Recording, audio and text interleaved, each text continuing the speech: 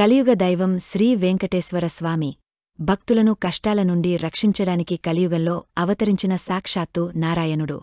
శనివారం వారికి ప్రీతికరమైన రోజు.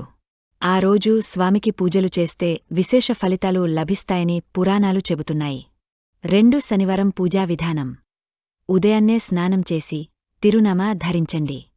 పూజాగదిని శుభ్రం చేసి వెంకటేశ్వర స్వామి ప్రతిమ విగ్రహం ఫోటోను ఉంచండి.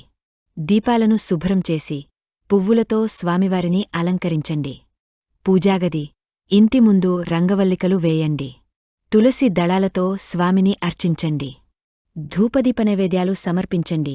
పాలు, పండ్లు, పాయసం, కలకండ, చక్కెర పొంగలి, పులిహోర. శ్రీ వెంకటేశ్వరస్వామి మహాత్మ్యం చదవండి. ఓం నమో నారాయణ మంత్రాన్ని జపించండి. సాయంత్రం కూడా ధూపదీపాలతో పూజించండి. బియ్యం పిండితో ప్రమిదలో దీపం వెలిగించి చక్కెర పొంగలి, గారెలు నైవేద్యంగా సమర్పించండి.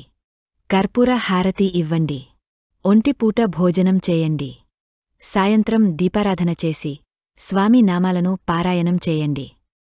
ఆరోగ్యం అనుమతిస్తే నేలపై పడుకోండి. శనివారం మాంసాహారం, మద్యం మానుకోండి. నియమాల పాటింపు ఫలితాలు. స్వామి అనుగ్రహం కలుగుతుంది. అప్లైశ్వర్యాలు లభిస్తాయి.